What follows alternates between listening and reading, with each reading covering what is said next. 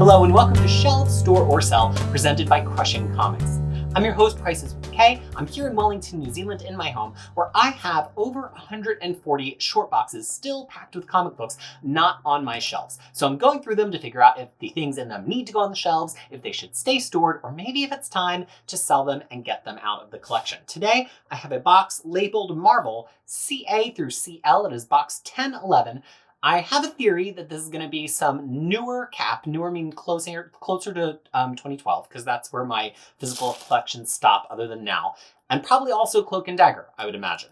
I can't think of anything else that would be in that range, so let's see.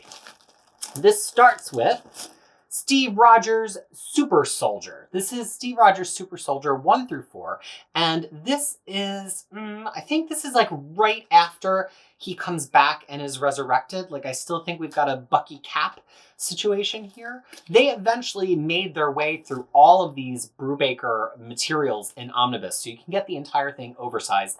I considered it back in the day, but I mean, I've read almost to the end of this run, maybe like not the last 20 issues. And I don't know that I really needed it in Omnibus. In fact, I don't think I've reread it since then. It's a good run, though. Like, if you've never read any Captain America and you were asking me to recommend you any Captain America, I would probably start from 2005 and read Brubaker's entire run until he leaves in, I guess, like 2011 or 2012. But I remember at the time I was getting these like one by one because I was catching up on it as I was catching up on everything in like probably 13, because I remember reading them on the Market Frankfurt L in Philadelphia as I was going into work. And then I remember I would leave them on the filing cabinet next to my desk for the whole day. Definitely remember leaving this one on the filing cabinet. And then if other people walked by and wanted to read a comic book issue, they could enjoy a comic book issue. So this continues that run. You'll see Marvel's spines briefly in that period were black with gold, which doesn't match any of their adjoining white with red looks like this or the Marvel Now look. So we've got, these are helpfully not numbered at all. So we have Captain America No Escape. This is after the numbering changes. So I think he came back and then they changed to Legacy numbering. So this is 606 to 610 in this one. This is 611 to 615 and 615.1 in this one, The Trial of Captain America. Then we have this one, 616 to 619, which is Captain America Prisoner of War. I feel like, is that the end of that series? That might be the end. Then Winter Soldier goes off and does his own thing, and he has his own series.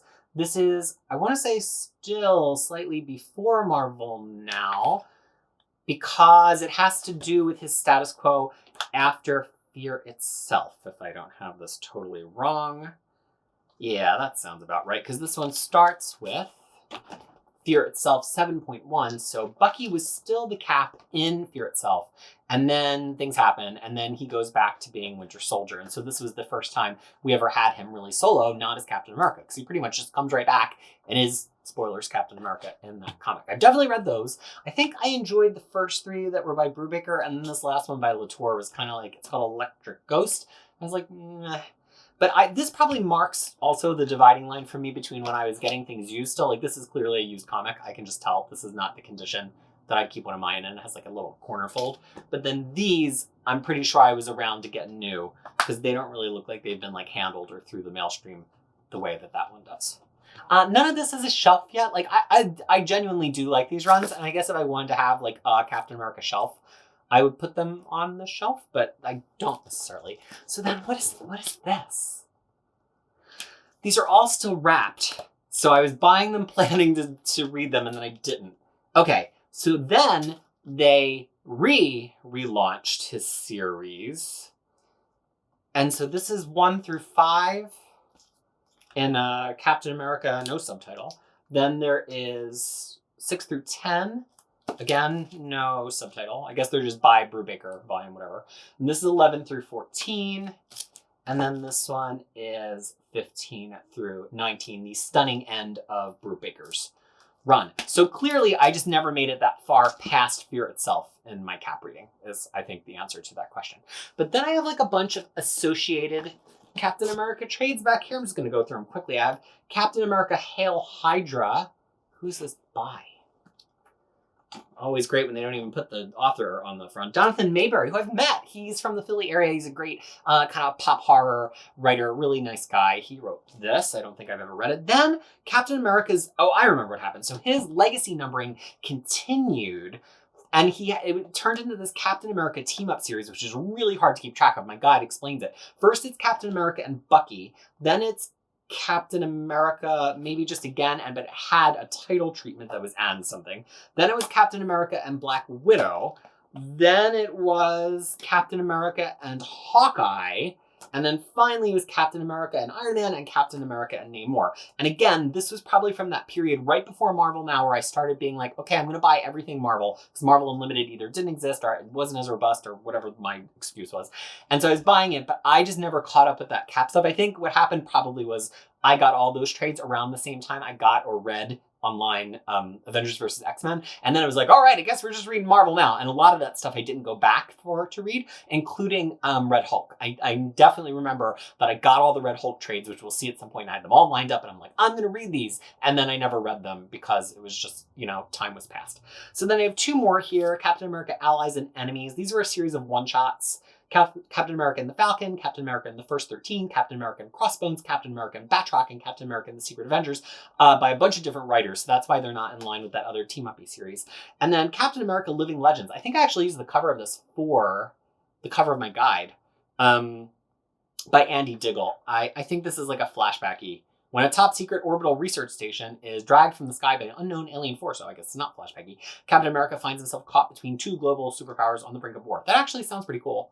And the art, it's Adi Granov. I love Adi Granov. So this is a rare example of the Adi Granov cover of a collection actually corresponding to the Adi Granov interiors of a collection. All right, I might actually set that one aside and read it, but none of these are a shelf.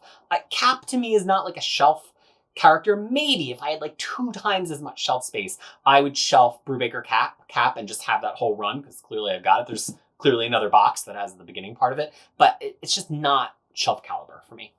So now the next 2 things on this box are Cloak and Dagger. Cloak and Dagger Shadows and Light, which comes first because it has their first appearance in it.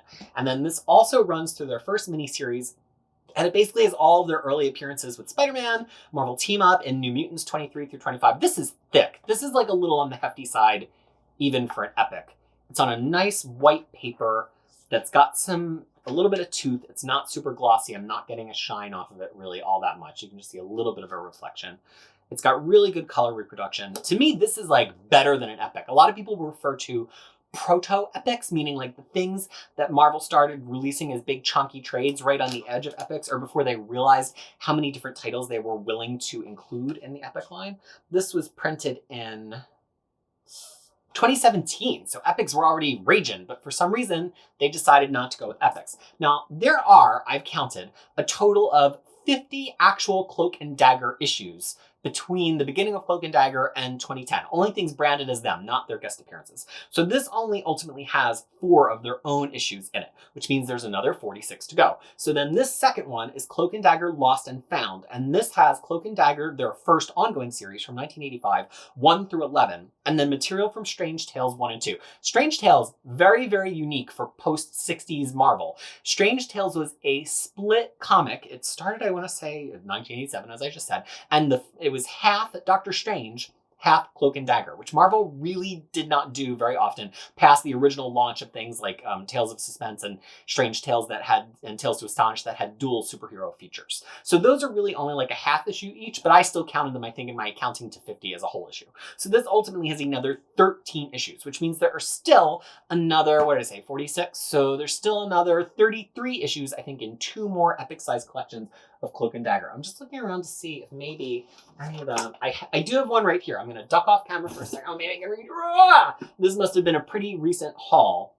So this is the 4th and final one. It's Mutant Misadventures of Cloak and Dagger 5 through 13, which then turns to Cloak and Dagger 14 through 19, and that's like the end of their ongoing run. So there's one somewhere, not up here, it must be in some box of things that like arrived shortly before I moved into this house, that will complete this run of Cloak and Dagger. They all have really uniform spines. They line up really well. They're all about as big as an Epic collection. And guess what, y'all? This is a shelf. It is, because guess what? They're just going to go alongside the Epic collections. It should have been an Epic collection.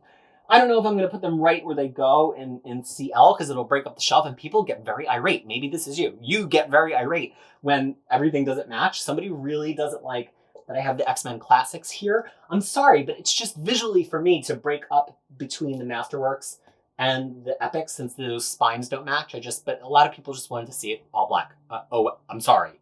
Maybe I should have a contest for you to like live video with me to reorganize my shelf. Anyway, I gotta find that fourth one. I mean, I have an idea of what boxes it's in. It's going to be one of the most recent kind of like recent hauls, just threw them in a box kind of box. But I've actually been wanting to read this and I've been waiting and waiting to uncover them. So I'm actually, like, if you can't tell, pretty excited. But here's the thing, there's more in this box because before those collections were a glimmer in Marvel's eye, I took it upon myself to collect it all. Actually, I had this issue and I want to say I have this issue and one other issue already because it had an X Factor appearance and it was like quarter bin. Also, really strange trade dress on this. Like it has the normal Marvel box, but then it has this like yellow background title and then this first issue, newer format, more pages, fewer ads. Because I don't know if this was like a direct market only or what, but it was super cheap to buy at the time, and this has probably been with me forever, as opposed to the rest of them that I probably picked up in a big lot. So I've got this whole Cloak and Dagger Mutant Misadventure series here, and they're all just bagged. They don't even have backing boards, which again is not my normal MO, so that makes me think I picked them up as a lot. And they were super cheap, because this was like long before they were announced for that Freeform TV series, and I think I just, looked like Wolverine for a second. Crimson Daffodil, that sounds fearsome. So I just got them, probably for like $12. And I got this whole run, 10 at the mercy of the uncanny X-Force, except for, I don't think this is the X-Force that we know, because this is from 1990. That's a whole year. So look at that. I should put this on eBay and be like, first appearance of Rick Remender's Uncanny X-Force. No, I would never do that. So 11, 12, it's a nice cover. Oh, look, Cloak has like turned into Dr. Doom. He has like a Dr. Doom face. 13, 14, 15, 16 is a little bit stuck to the bag of 17. You know I love a pink cover. 18, oh my gosh, this just keeps going. But wait, 19, say goodbye to Cloak and Dagger. Then that Strange, I guess Strange Tales probably comes first, because that Say Goodbye issue is from 1991. So Strange Tales comes first, and I do have all of Strange Tales here. Now, luckily, I didn't start cutting it in half to bind this, because this was clearly originally meant for binds. Oh, wow, I gotta be careful, because these are all just bagged with no boards. I was originally gonna slice these in half and only bind the Cloak and Dagger stuff, because why did I only want to bind the Doctor Strange stuff? But then I was probably gonna save the half binds of the Doctor Strange stuff to bind with Doctor Strange. Or maybe I was just gonna do it all in one book. Like I was just going to do like Strange Tales, Cloak and Dagger / Doctor Strange. That probably made more sense because there was no hint that either of them would get collected. Now, of course, Cloak and Dagger has been completely collected, and that Doctor Strange Tales stuff is going to be in his Epic collections. I don't think it is yet.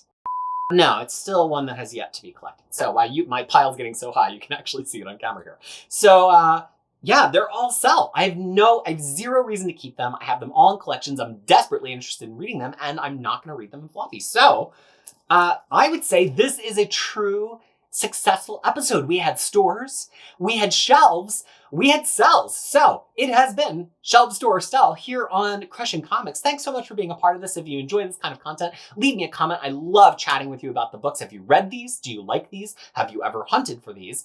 Tell me about it. And until I get to see you again on this show and many others, I hope that you are well.